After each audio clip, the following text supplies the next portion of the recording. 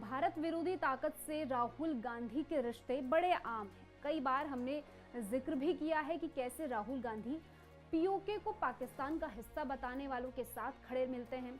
कभी वो चीन के साथ चुप चुप मीटिंग करते हैं, तो कभी खुद भी वो भारत को कई बार नीचा दिखा चुके हैं। और इस बार फिर राहुल गांधी के संबंध ऐसे व्यक्ति से पाए गए हैं जो बेहद कंट्रोवर्शियल है। इसको लेकर सदन में भी खूब हंगामा हुआ। बताएंगे आपको जॉर्ज सोरोस से राहुल गांधी का रिश्ता क्या है और आखिर कौन है जॉर्ज सोरोस जिसको लेकर ये पूरा विवाद मचा हुआ है। लेकिन उससे पहले आयोन भारत को सब्सक्राइब कर लीजिए। स्वागत है आपका, मेरा नाम तान्या अधिकारी। पिछले कुछ समय से भारत की राजनीति में एक व्यक्ति का नाम खूब चर्चा में है और वो है बिजनेसमैन और इन्वेस्टर जॉर्ज सोरोस, जिसे भारतीय जनता पार्टी ने गांधी परिवार के खिलाफ हथियार बनाया हुआ है। भाजपा लगातार ये आरोप लगा रही है कि राहुल गांधी भारत को अस्थिर करने के लिए जॉर्ज सोरोस जैसे अंतर्राष्ट्रीय ताकतों के साथ मिले हुए हैं और भारत के खिलाफ जॉर्ज सोरोस के एजेंडे को आगे बढ़ा रहे हैं। ये तस्वीर आपने जरूर देखी होगी। इस तस्वीर को बीजेपी ने अपने एक्स पर पोस्ट किया है।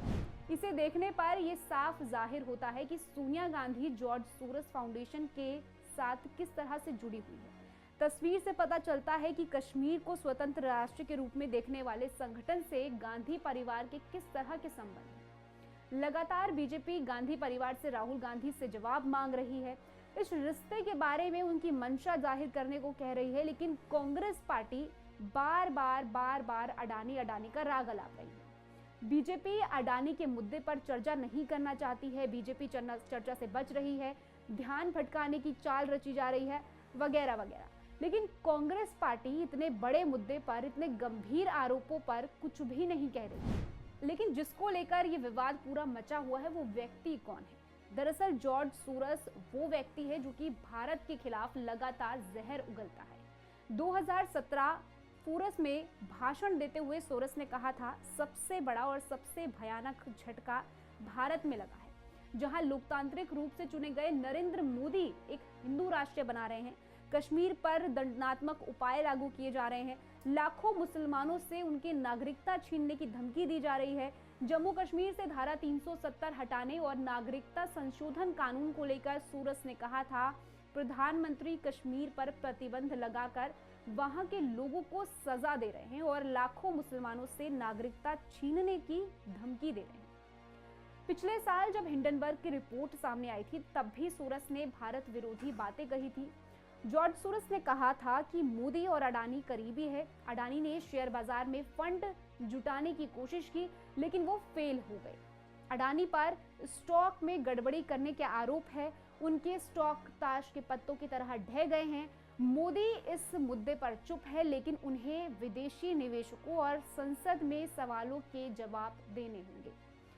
तो इनके बयानों से साफ है कि ये कट्टर भारत विरोधी है और जो भारत विरोधी है उन्हें राहुल गांधी का समर्थन मिला हुआ है। मगर इन सब पर संबित पात्रा ने भी पलटवार किया।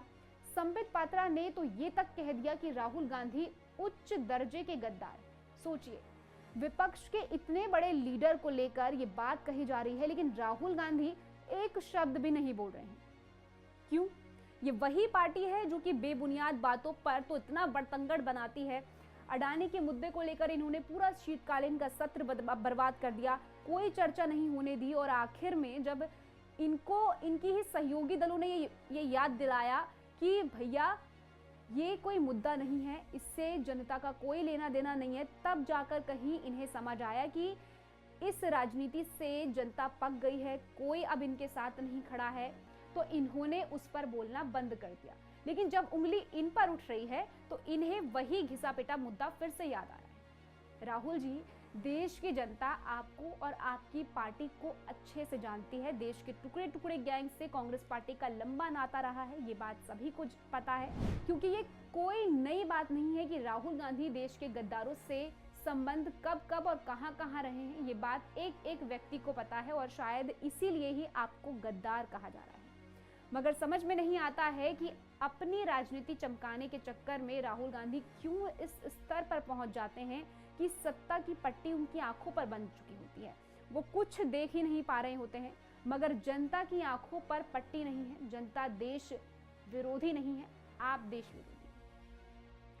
इस खबर में इतना ही। पूरी खबर को लेकर आपकी क्या कुछ राय है, कमेंट सेक्शन में जरूर बताइएगा। देश और दुनिया की ऐसी खबरों के लिए आप देखते रहिए आयोग।